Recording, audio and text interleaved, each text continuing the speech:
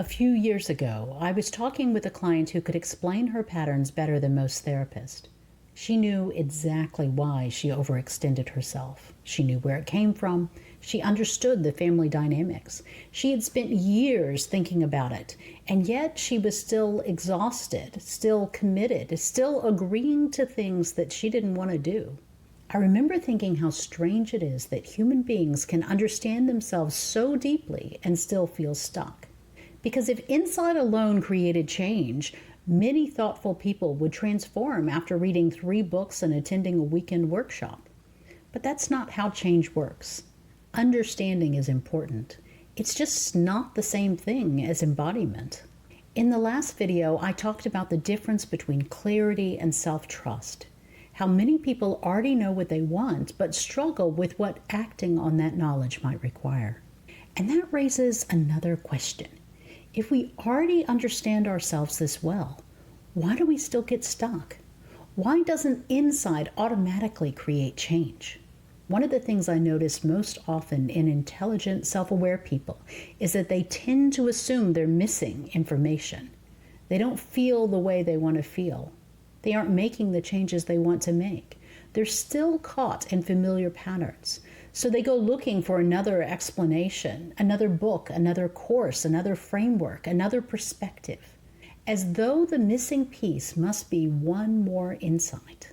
Sometimes a single piece of information does change everything. But more often, the problem isn't that people don't understand themselves. Often they understand themselves remarkably well. They know they're exhausted. They know a conversation needs to happen. They know a relationship has changed. They know they're carrying more than they can sustain. They know they need a boundary. The challenge is that knowing something and living from it are 2 very different experiences. Because once you know something clearly, life gets involved. Other people get involved. Consequences are involved. You may need to disappoint someone. You may need to tolerate uncertainty. You may need to grieve something. You may need to release an identity you've carried for years. And suddenly the challenge isn't understanding anymore. The challenge is remaining connected to yourself while all of that is happening. I think this is where many people become frustrated. They assume that because they understand the pattern, they should be beyond it. That understanding should automatically create change. But human beings don't learn that way. Years ago, my eldest son struggled to learn how to swim. He was a very bright child, extremely analytical. His dad asked the instructor what the problem was, and the instructor said, "He sinks like a rock," which was true, but not helpful. The problem wasn't that he didn't understand what swimming looks like. He could see the teacher swimming. He could hear the instructions. He understood what he was supposed to do. The problem was that none of that understanding had made its way into his body. There was a missing bridge between knowing and doing, between understanding and embodiment. And eventually we found another instructor who worked with him one-on-one. And instead of simply explaining, she physically helped him feel what his body needed to do differently. And as soon as that happened, something shifted. Not entirely, not all at once, but enough for the understanding to begin turning into a skill. And years later, he qualified as a lifeguard. I've thought about that experience many times because I think that human change works much the same way. People often assume they need more information, and sometimes what they need is support while they learn how to embody what they already know. I think this is one of the reasons insight can feel so confusing. Because insight often happens in conditions that are very different from the situations where change is required. You can have an insight while journaling or reading or walking or listening to a podcast or sitting in a therapist's office or talking with a friend. You suddenly understand something. You can see the pattern. You recognize the dynamic. You know exactly what needs to happen. Then real life arrives. Someone is disappointed or angry. A difficult conversation appears. A family dynamic gets activated. A decision suddenly has consequences. And now you're not dealing with understanding anymore. You're dealing with fear and grief and conflict, activation. The nervous system is involved now.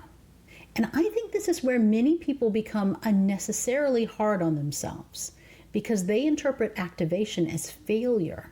They think, I already know this. I've already worked on this. I thought I was past this. But understanding a pattern when you're calm and staying connected to yourself when that pattern is active are two entirely different skills. Most people know exactly what this feels like. You decide you're going to stop overcommitting yourself. You have a lovely conversation with your journal about it. You understand the pattern. You understand where it's coming from. You promise yourself that next time will be different. And then somebody asks for a favor, or volunteers you for something, or tells you they're overwhelmed. And suddenly you're not sitting calmly with your journal anymore. You're standing in a live situation with real relationships. So the inside is still there. It's just competing with something older. The old fear is present, as is the old conditioning, and definitely the old reflex. And before you've even had time to think, you've said yes. 3 days later, you're exhausted and wondering what happened. What happened is that insight met a nervous system that had learned a different lesson, and the older lesson won. One of the things I appreciate about therapy is that it often helps people understand where a pattern came from. And that understanding can be incredibly valuable. It can create compassion, self-compassion, context, and relief. But eventually another question emerges, not where did this come from, but what happens the next time it appears? Because that's where change actually occurs, not afterwards, not while analyzing it 6 weeks later.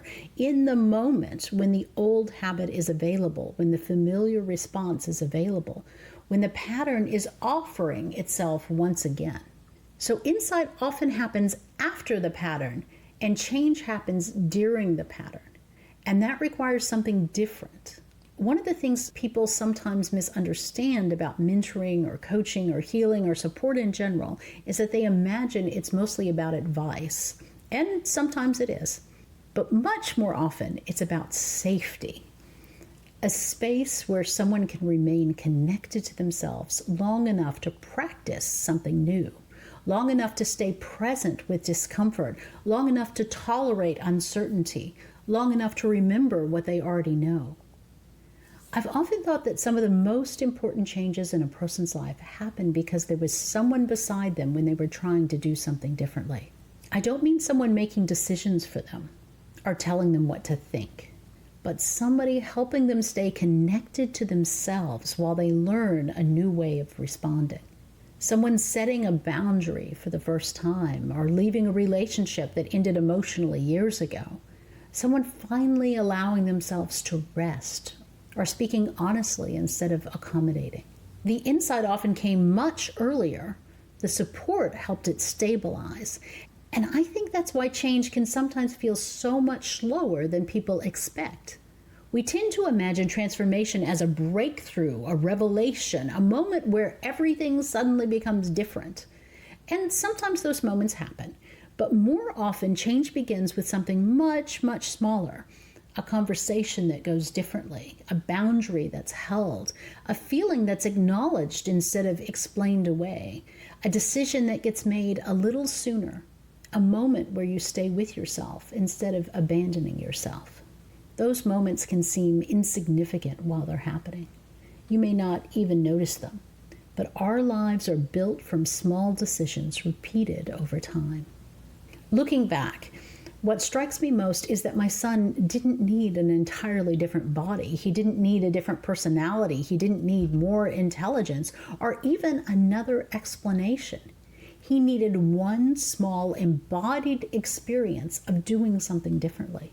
That moment was the moment where understanding became embodied. And after that, he still had to practice. He still had to learn. He still had to spend time in the water. But his trajectory changed. And as humans, change often works the same way. We imagine transformation happens when we finally understand ourselves. But more often it begins when we discover that a different response is possible. A conversation that finally happens, a different choice, a different way of relating to ourselves. And from the outside, these moments look very small, but they alter the path that comes after them. Years later, people can look back and describe a life-changing transformation. But what they really see is that it started with a single moment when they stayed present long enough to do something differently. Once people understand that change is not the same thing as insight, another question usually appears. What does change actually look like? Not theoretically, in real life. Because most people imagine transformation as a breakthrough, a revelation, a moment where everything suddenly becomes different. But that's rarely how it happens. More often, change begins with something smaller, and because it begins small, many people don't recognize it while it's happening. That's what we'll explore next.